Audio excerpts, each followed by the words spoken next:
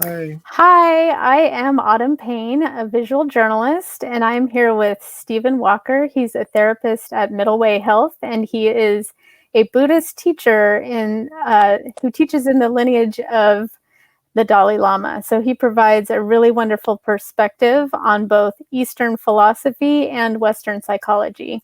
So we're doing a series of interviews on mental health questions.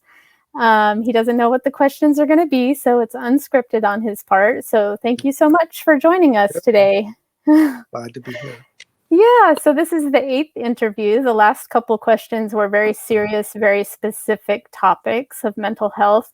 And today I wanted to bring to you a question that's a little bit more of a common scenario that people face on a regular basis. And that is um, anger towards strangers. And that can happen in a lot of situations. But for the sake of this conversation, I wanted to talk about road rage.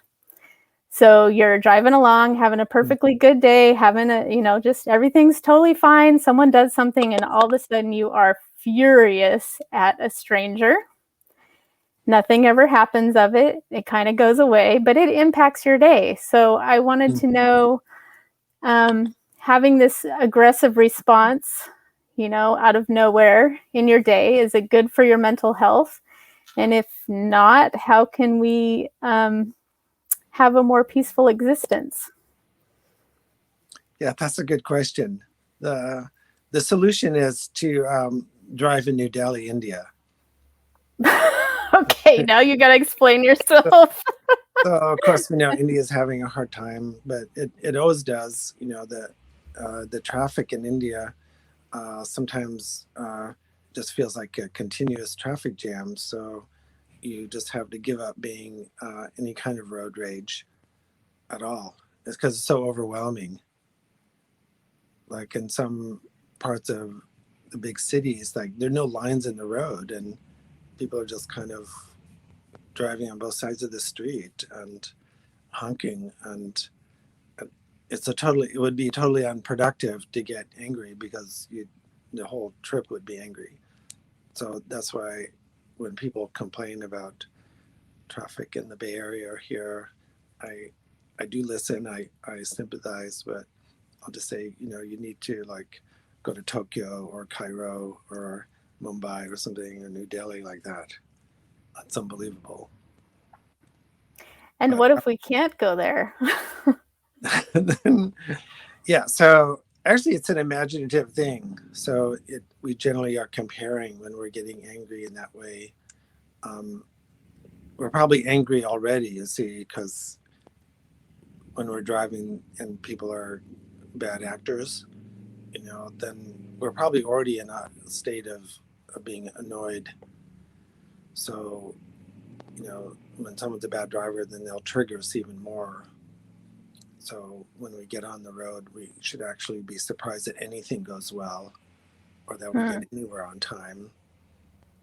But most of the advertisements, of course, to buy cars, they're driving up Highway 1, no one's there, or they're driving at night, no one's on the road, right? All that. So Mm-hmm.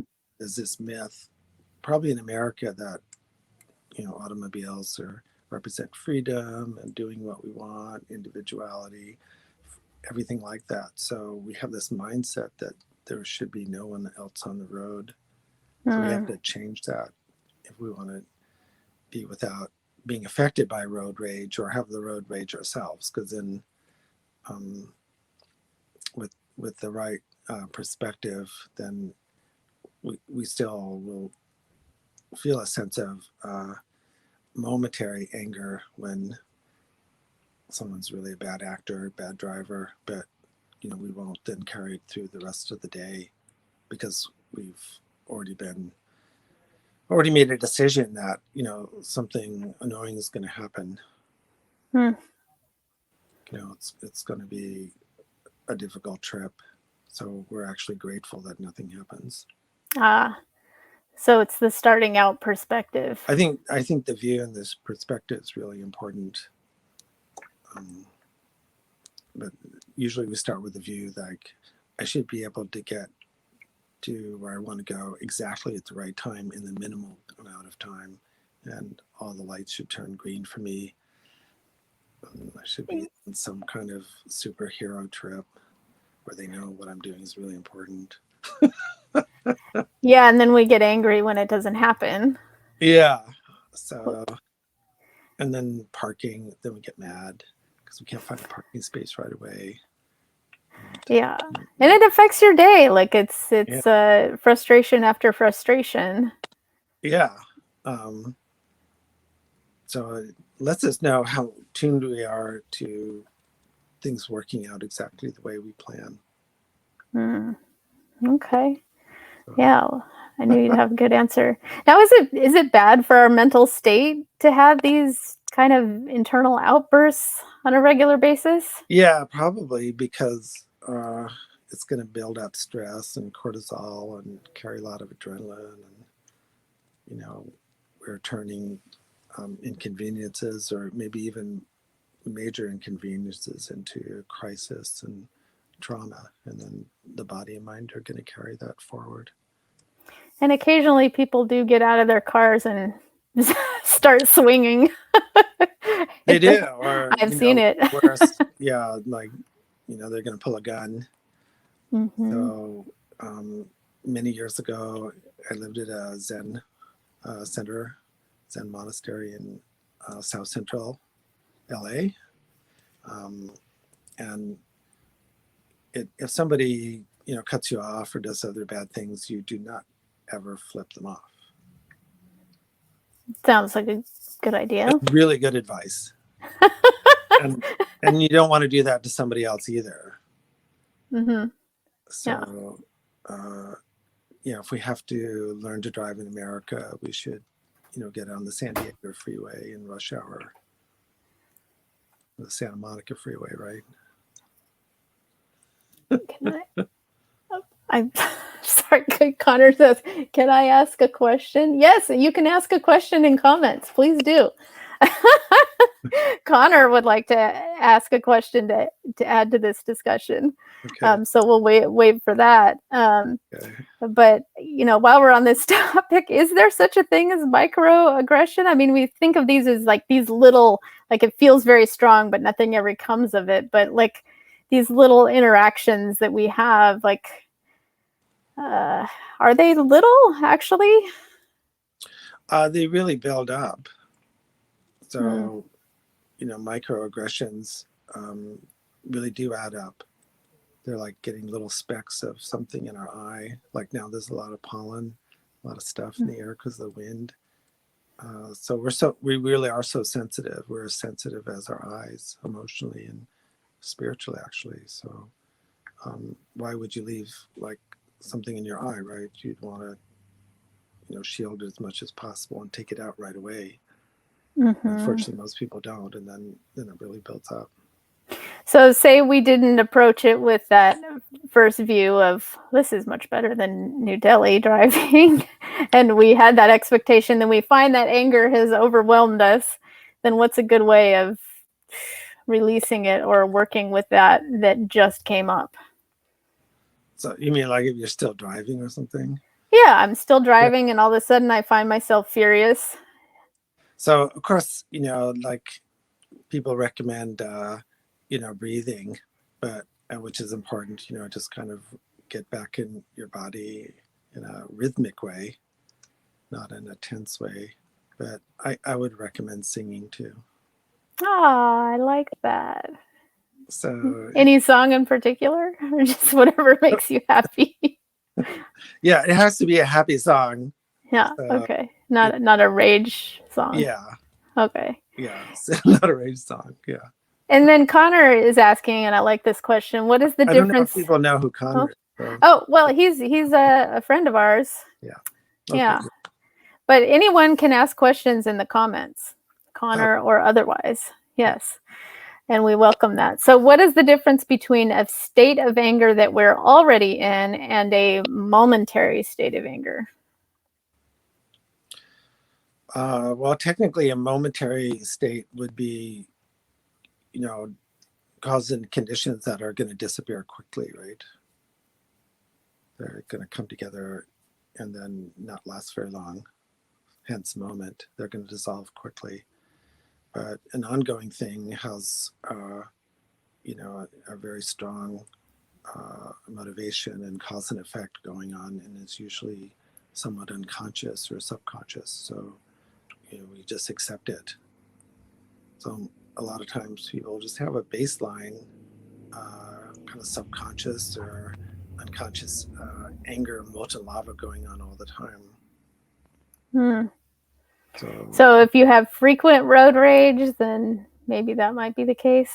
Or is that relating to the expectation? I think it means it's there all the time, and the incidents on the road would be just sparks, just you get triggered. So you have to be carrying a load of anger anyway. Yeah, I guess that's what surprises me sometimes, because I think I'm not carrying anger, and then all of a sudden you're very angry at someone that you don't even know. Yeah, so we'd be like, dry tinder, dry forest. Then it doesn't take much to start a forest fire. Oh, that's a good. You want to be kind of moist. Yeah. Anger tends to be dry, right? Kind of fiery. Tends to be out, So, and that's a nice thing about staying soft. Your eyes stay soft, and a lot of little tears. So, it's hard to be rageful when you're just a little bit sad, maybe, or tender.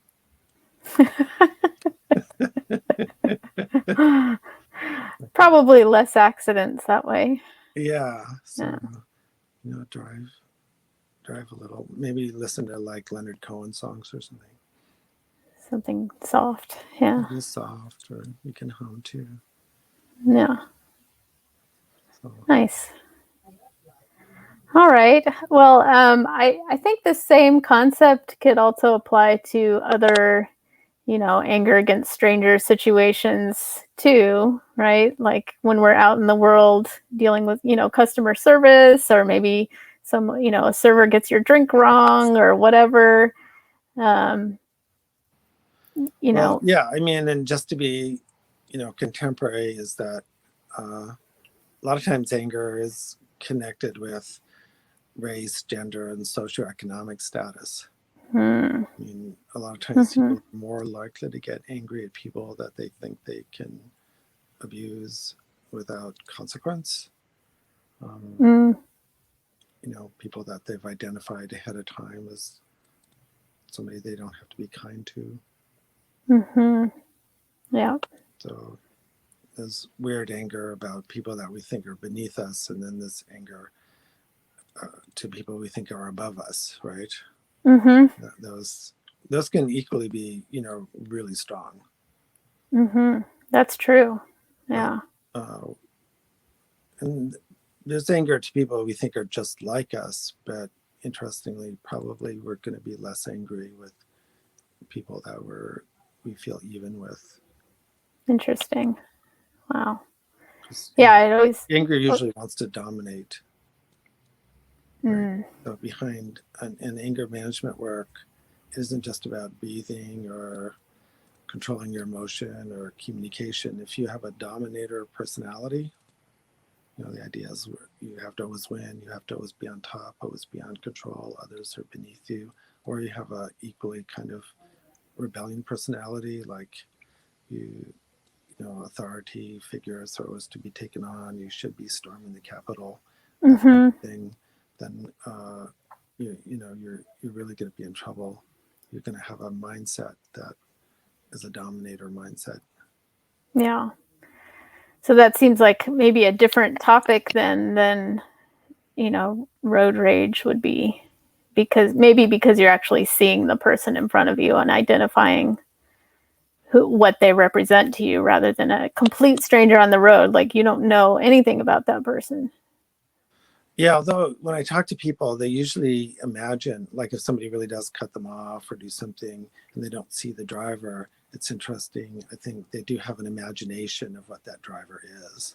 Oh, that's very interesting. Yeah. I'm sure Yeah. there's probably a PhD dissertation on it. It's probably, Yeah, who we imagine is driving the car that just yeah, cut us you off know, that so we you don't have to see. make that person into, kind of an object that is not, that you're not going to be kind to. So Hmm. I mean, a good meditation sometimes is when, somebody speeds in front of you, a motorcycle comes out of nowhere. Think, okay, maybe they really do have to be somewhere really quick. Mm-hmm. And then we do Yeah. prayer like, may you get there as soon as possible. Yeah. Or So sometimes, totally flip oh, it. so go ahead. Yeah. Or might you imagine that person in the car is someone that you love and care about, Yeah, for you could go that example? far. I mean, so you can turn it into a real meditation.